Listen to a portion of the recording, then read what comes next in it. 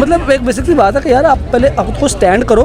हाँ आपने लड़ना है, आपको शौक है, आप लड़ो। आप मतलब आंखें तो जैसे अब इंडिया आंखें दिखाता है बाकी ममालिक को, तो यार वो उसके पास कुछ है तो वो दिखा रहा है, उसके पास इकॉनमी है, उसके पास गाड़ियाँ बना रहा है, अपनी बाइक्स बना रहा है, इतना कुछ बना रहा है। आप तो भी कुछ बनाओ ना, मतलब आप लोग पहले अपने आप को स्टैंड तो कर लो। पाकिस्तान तो आप सोचें ही ना कि पाकिस्तान कभी इनकी मदद के लिए आएगा, चाहे वो मर जाएँ। उनके मुल्कों की ज़मीनों के जिस तरह कहते हैं ना कि 1945 में एक वो हिरोशिमा नागासाकी का धमाका हुआ था, उस तरह के धमाके भी हो जाए ना, पाकिस्तान को फिर भी ज़रा बराबर का फ़र्क नहीं पड़ने। हमास के हमले के बाद अब इजराइल ने आक्रामक रुख अख्तियार कर लिया है। इजरायली सेना ने गाजा पट्टी को बमों से पाट दिया है।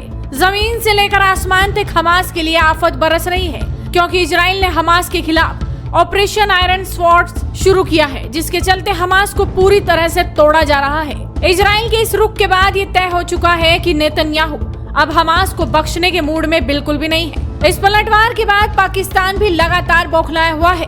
कभी पाकिस्तान के पूर्व प्रधानमंत्री शहबाज शरीफ तो कभी कार्यवाहक प्रधानमंत्री इस मुद्दे को उछालने में लगे हैं, हमास को पूरी तरह से समर्थन दिए हुए हैं। लेकिन अब पाकिस्तान ने वैश्विक स्तर पर भी राग अलापना शुरू कर दिया है, जैसा कि वो आए दिन कश्मीर को लेकर करता है। आपको दिखाएंगे कि किस तरह से पाकिस्तानी जनता ही अपने हुक्मरानों को सबक सिखाने में लगी है। लेकिन उससे पहले आप जान लीजिए कि पाकिस्तान किस तरह की बयानबाजी में लगा है। दरअसल संयुक्त राष्ट्र में पाकिस्तान के स्थायी प्रतिनिधि जमान मेहदी ने हमास के साथ इजराइल के संघर्ष को लेकर ईरान को फटकार लगा दी। मेहदी ने संयुक्त राष्ट्र मानवाधिकार परिषद के सदस्यों को संबोधित करते हुए कहा कि युद्ध का तथाकथित घोषणा पत्र और आम नागरिकों और उनकी संपत्तियों पर हमले परेशान करने वाले हैं। The 16 years of illegal blockade of Gaza continues to raise question over the applicability of international law and fundamental freedoms to the innocent civilian population. Efforts to normalize and perpetuate illegal foreign occupation is breeding violence.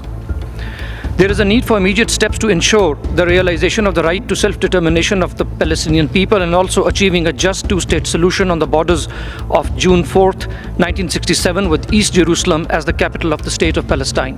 लेकिन अब देखिए कि पाकिस्तान की UN में इस प्रतिक्रिया के बाद पाकिस्तानी जनता क्या बोल रही है। अपने पास कुछ होगा तो वही हम भेजेंगे ना, जाहिर सी बात है। अपने मुल्क के हालात ठीक नहीं है तो हम दूसरे मुल्क को किस तरह सपोर्ट कर सकते हैं? सिर्फ़ और सिर्फ हम यही सपोर्ट कर सकते हैं, हमारा ये जज्बा जो जुनून है, बस उसी के ज़रिए हम मीडिया पे आके हम बातें कर सकते हैं कि यार Hamas we are standing with you, that's it. इसके अलावा तो हम मज़ीद कुछ नहीं कर सकते। पाकिस्तान तो आप सोचें ही ना कि पाकिस्तान कभी इनकी मदद के लिए आएगा, चाहे वो मर जाएँ। उनके मुल्कों की ज़मीनों के जिस तरह कहते हैं ना कि 1945 में एक वो हिरोशिमा नागासाकी का धमाका हुआ था, उस तरह के धमाके भी हो जाए ना, पाकिस्तान को फिर भी ज़रा बराबर का फ़र्क नहीं पड़ने वाला। पाकिस्तान ने जब दिया सियासी बयान ही दिया, बिल्कुल बस उन्हें बोलना ही आया है, इसके अलावा और वो कुछ नहीं कर सकते। ज़रूरी नहीं कि पाकिस्तान के पास इकॉनमी हो तो सपोर्ट किया जा सकता है। सपोर्ट वैसे भी हो सकती है कि मतलब एक साथ के साथ सपोर्ट किया जा सकता है कि हम आपके साथ हैं। ज़रूरी नहीं कि हर चीज़ पैसे के साथ चलती है।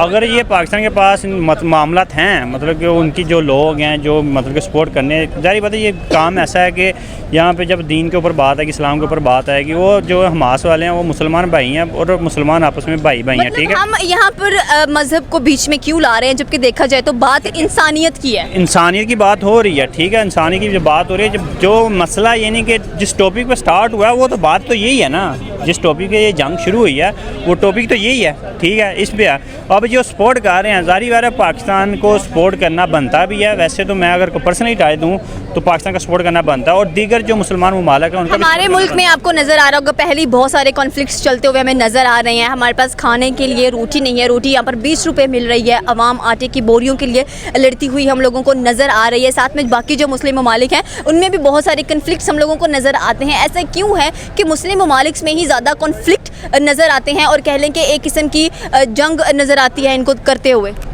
देखें, हालात के तो ऊंच नीच ऊपर आती रहती है, ठीक है, वक्त के मुताबिक काम चलता रहता है, ठीक है। तो जो निज़ाम है वो आपकी बात ठीक है कि पाकिस्तान के ऊपर इस वक्त मुश्किलात के यानी कि हैं, तो ये है कि मुश्किलात ये भी संभल जाएंगी, सीधे हो जाएंगी, ठीक है, आसानियाँ आ जाएंगी।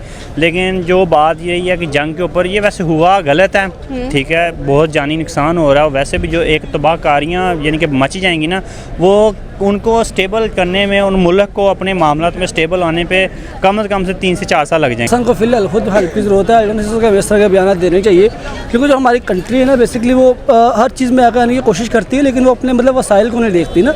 अब देखें इधर से मतलब कुछ जो मतलब कुछ खास तंजीमें, उनका नाम लिए बगैर बताऊँगा आपको, कि वो कह रही है हम उनको असला प्रोवाइड करें, कोई राशन वगैरह प्रोवाइड करो जो उनकी मतलब काम भी आए।